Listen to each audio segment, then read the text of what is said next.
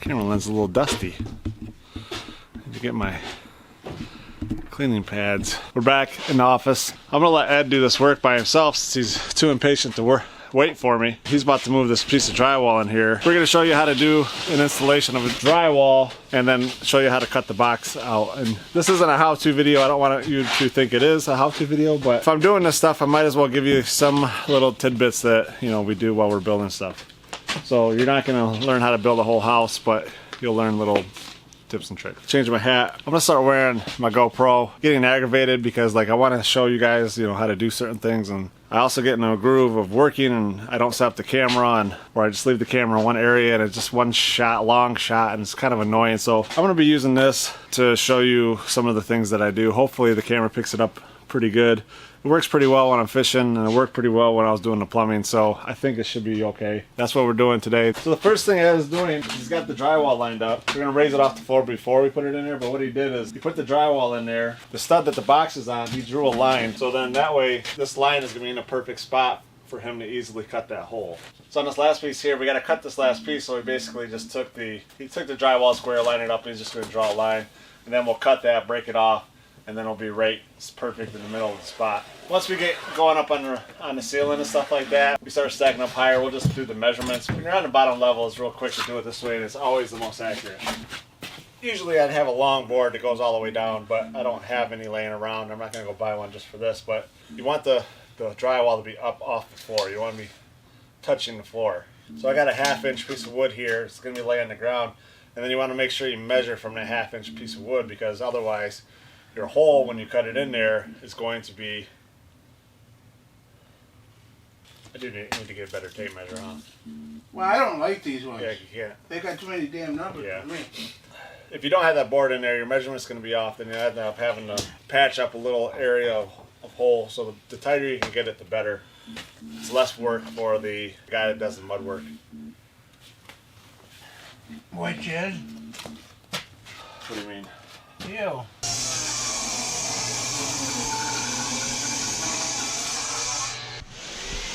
Ed! Hey, thanks for telling me you're cutting that, Ed.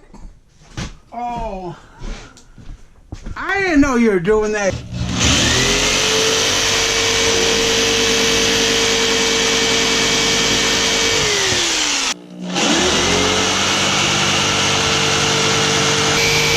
That's Ed cutting out a hole. You really don't need a jigsaw to do that, but that's how Ed likes to do it, so, you know, I mean, the man's gonna work, I'm gonna let him do it the way he wants to do it.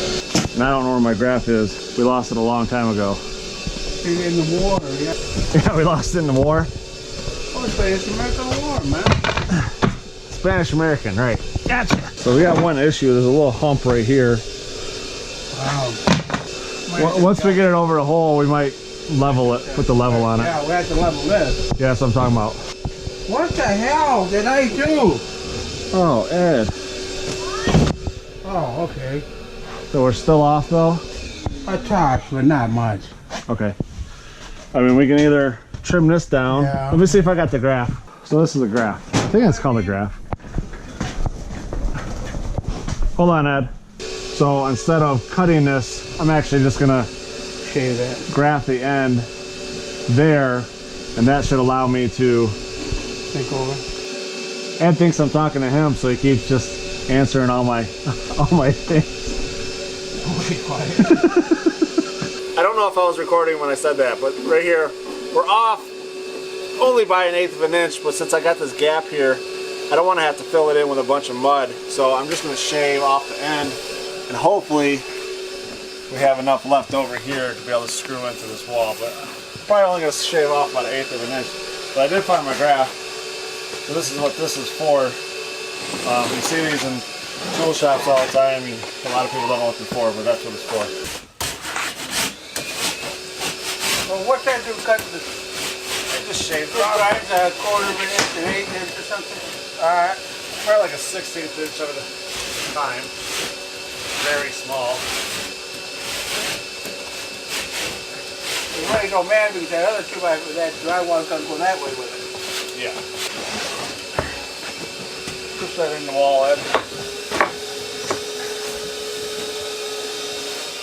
Yeah, so I still need to come in. And we're almost there. We're almost there. How's it looking down there? I had to put them at an angle a teeny bit. That's fine. Well, look at this 2x4, how it is. Yeah, no, maybe we'll just put a stud in there to be extra safe. And we only got to put one in that long. Are you going to jar this top one? Jar them. You know, move it over so you don't have the line, or do you? No, yeah, you're right. Yeah. What? Stagger it. Well, stagger. Okay. No, I mean, I just different terms for different people. So. No, but you. Yeah, that's what I do. Yeah, that's what I do. Yeah. I thought so. I didn't know that if you just did it straight up and then just taped it. No, because it's hard to get that. It's hard to get the Love you too, bud. Man, this is close. Looks like the bottom. Where's the razor blade? Do you have one? I don't think I take a second. Then I put a screw or two in it. Yeah. And then I doctored that up. I don't like breaking it. You don't want to break it. There we go. See, I just broke it. You try not to break it. I mean, it does happen, but it all can be fixed with a screw and mud. No. But the least amount of money you have to do, the better, because it's the least amount of dust. Okay, I don't know. Just push it in, yeah.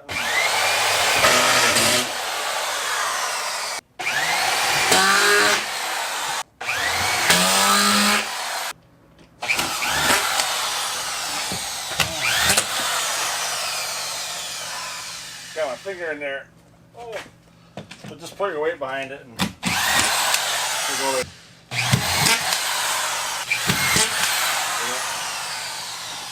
So that's what we call a machine gun of drywall tools.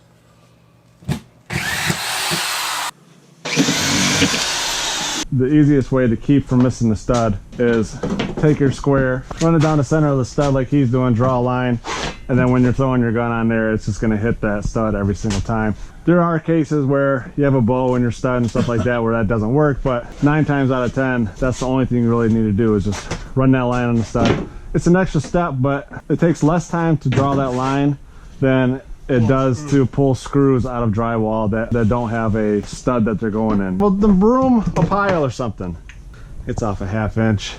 So we just make sure we make this one level. I can fill this one. I can fill this in down here. I mean, otherwise we're just gonna have to cut the next one on an angle. It's because that floor is off right here. If this little bump wasn't here, we wouldn't have that problem.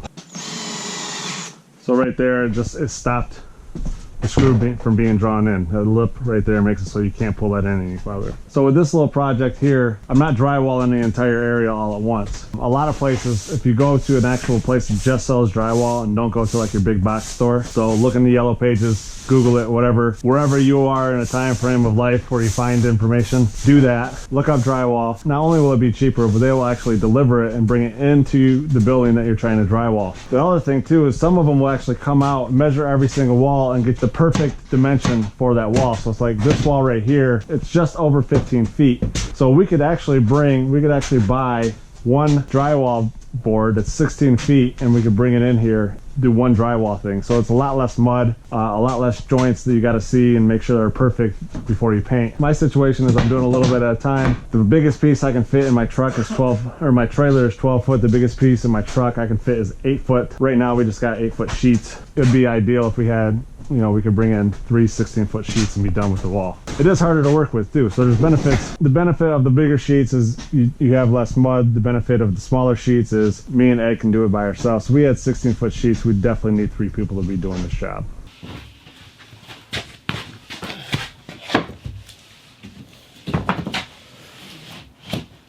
Wait a minute, push it more this way. I can't, Ed. Well, then pick it up. Why do we have it like this? It wasn't like this before. Because we're going off the cut. We're not going off the... I don't understand how this. I didn't think it was this way before. All right. Let's just start, get the screw gun, I'll hold it. You just gotta go. Oh, that's screwed in. Plug in. Oh, sorry.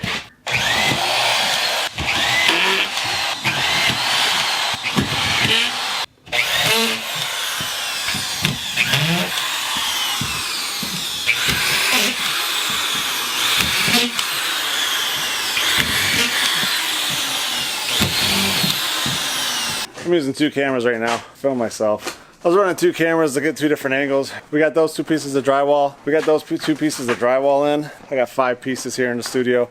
So we're gonna go around the bottom and get those in, and then I'm gonna have to buy some. I think I can buy some like Monday or Tuesday. I should be able to go pick up a load, and we will get that room done.